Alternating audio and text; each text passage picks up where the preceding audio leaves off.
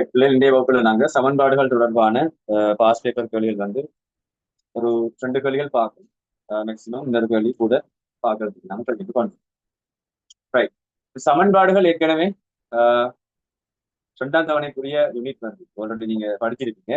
சில விஷயங்களை ஒரு மீட்டர் நாளைக்கு என்ன செய்யும் மெயினான விஷயத்தை பார்த்துட்டு நாங்க இந்த கேள்விக்குள்ள நாங்க என்ன செய்யலாம் போகலாம். இதுல நான் விளங்கப்படுத்துறதுக்கு இந்த தரப்பட்ட கேள்வியில பயன்படுத்தப்பட்ட இந்த இருபடி சமன்பாடு எடுக்கிறேன். எக்ஸ் வர்க்கம் சய 12x சக 16 சமன் 0.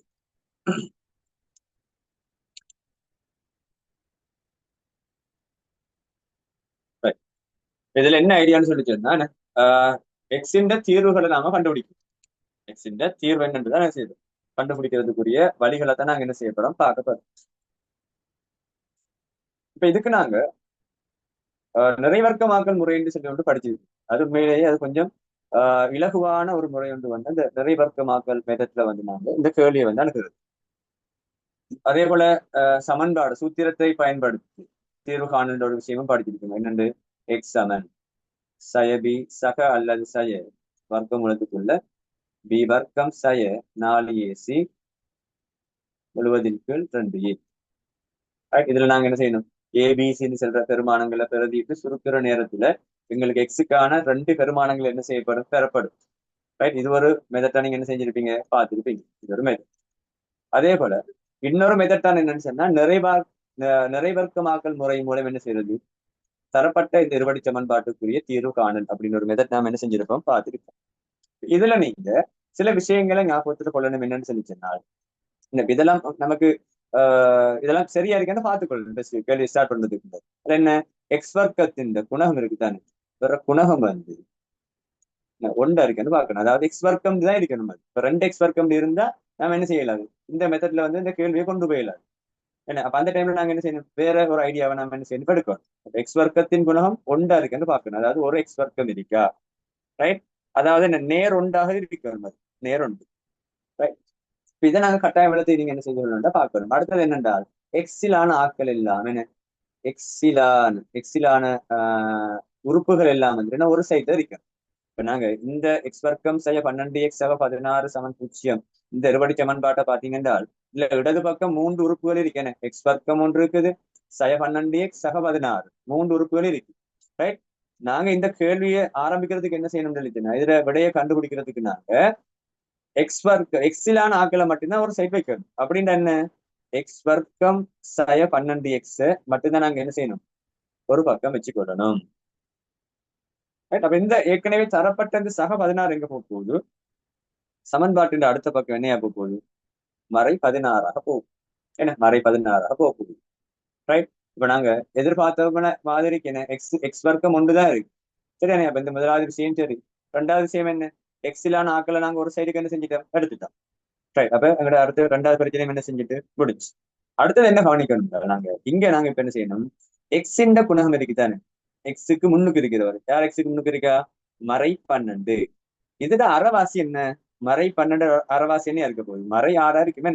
இப்ப நான் என்ன செய்ய போறேன் எக்ஸ் என்ன இதுல அரைவாசி மறை 6 தானே அத அப்படியே என்ன செய்யுங்க ஒரு பிராக்கெட்டுக்குள்ள எழுது. ரைட். எக்ஸ் 6 முழுவதின் வர்க்கம் நான் நினைஞ்சிருக்கேன் எழுதிருக்கேன். சரி. அப்படி இப்ப இதுல விரிவை நாங்க கொஞ்சம் தள்ளி எழுதி பார்ப்போம். ரைட். எக்ஸ் 6 முழுவதின் வர்க்கத்தை நாங்க விரிச்சு எழுதினமாக இருந்தால் எக்ஸ் வர்க்கம் சய 12x சக 36 வரும். சரி. இப்ப என்கிட்ட சமன்பாட்டின் இடது பக்கம் எக்ஸ் வர்க்கம் சய 12x இருந்துச்சு. அதனால் இன்னொரு வடிவத்துக்கு மாத்தி எழுதியிருக்கேன். மாத்தி எழுதிட்டு பார்த்தோம்னு சொன்னால் எக்ஸ்ட்ராவா மேலதிகமா என்ன செஞ்சிருக்கு ஒரு சக 36 ஒன்று மேலதிகமாக நாங்க இணைஞ்சிருக்கோம் இடது பக்கம் போட்டிருக்கோம்.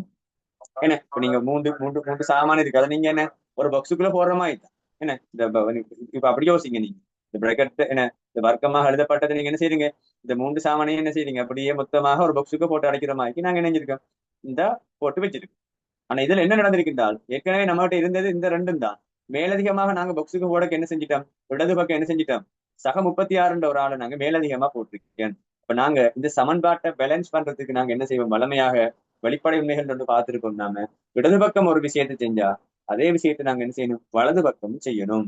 அப்ப இடது பக்கம் நான் மறைமுகமாக சக 36 போட்டதுனால வலது பக்கமும் பிள்ளை இல்லாம சக 36 போடணும். சரிதானே? ரைட்.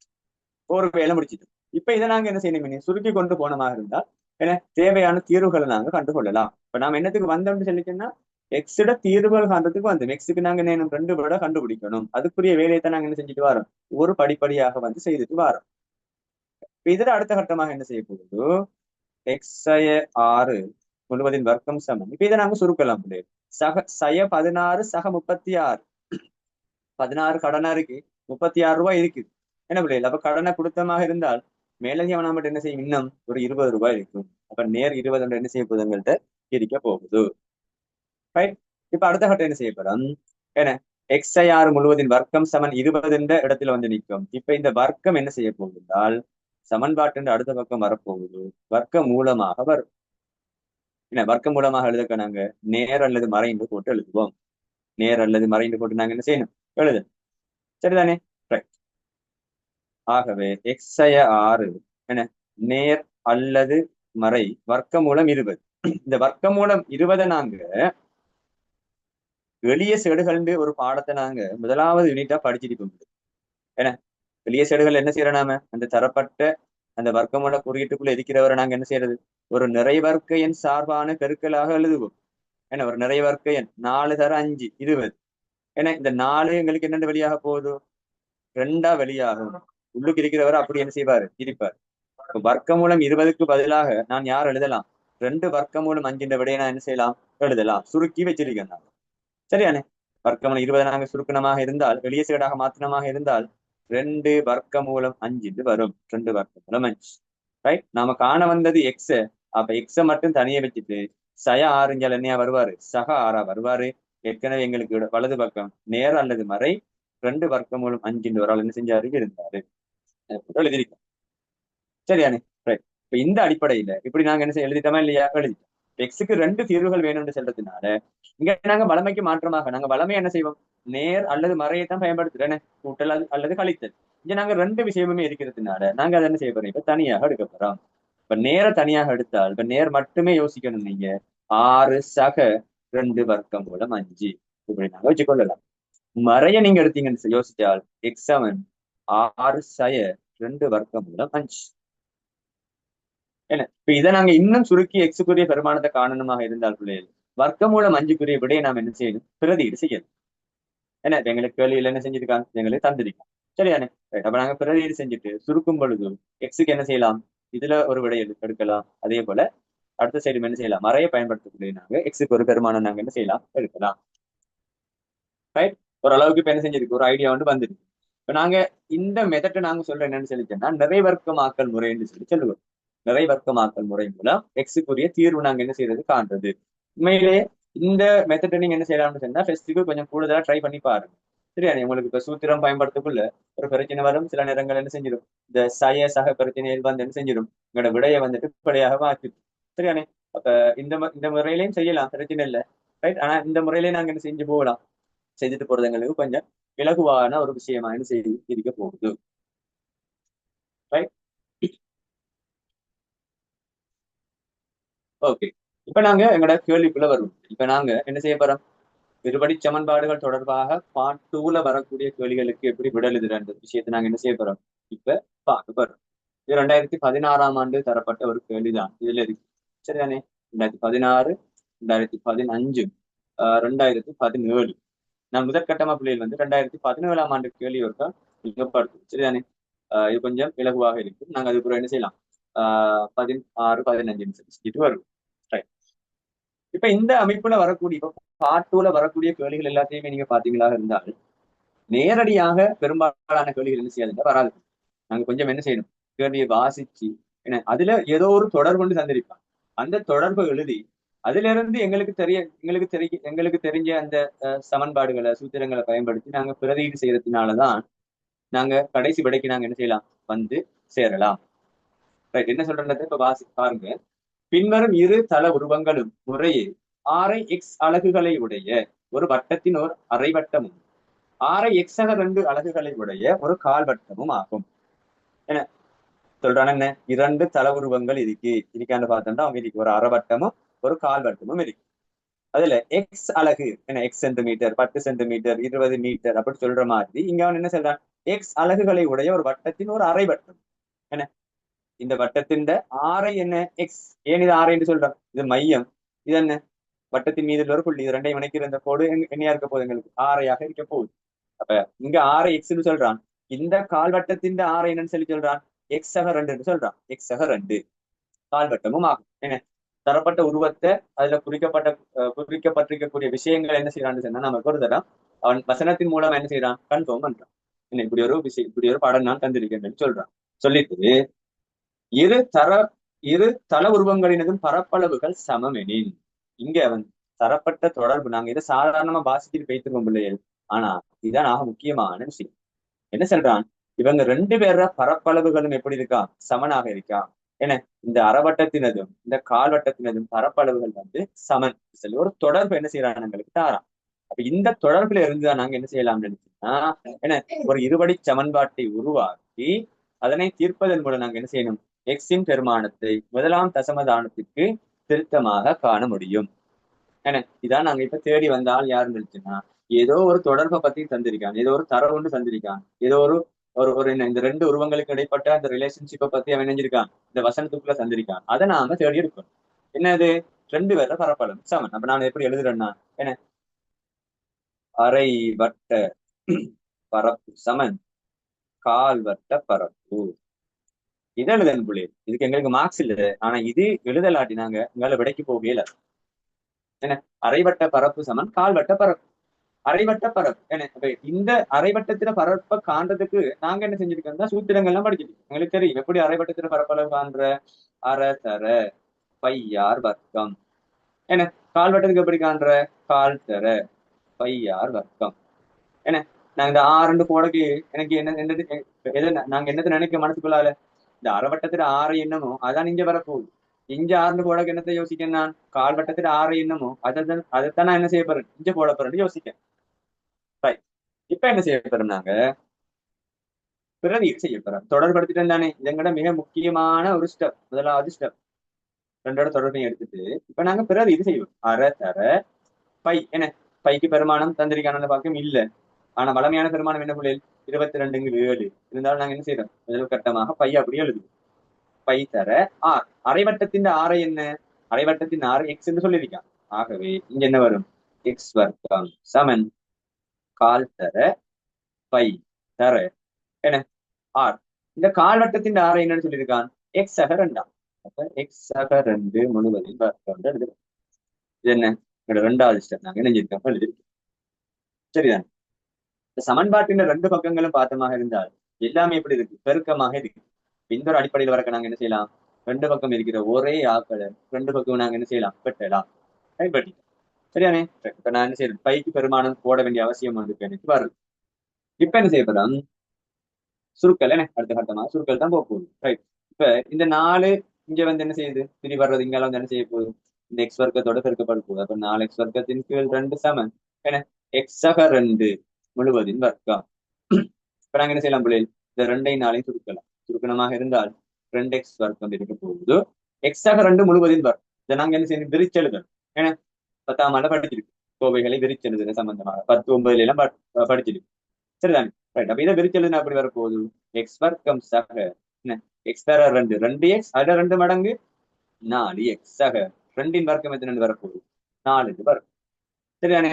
இப்ப அவன் எக்ஸின் சார்பில் ஒரு இருபடி சமன்பாட்டை உருவாக்க சொல்லியிருக்கான்.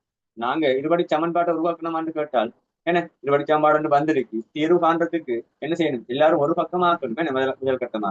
அப்ப நாங்க என்ன செய்யலாம், இந்த எக்ஸ் வர்க்கம் சக 4x, இந்த சக 4 தான் ஒரு பக்கம் கொண்டு போகும். 2x வர்க்கம் சை எக்ஸ் வர்க்கம் சை 4x சை 4 சமன் 0.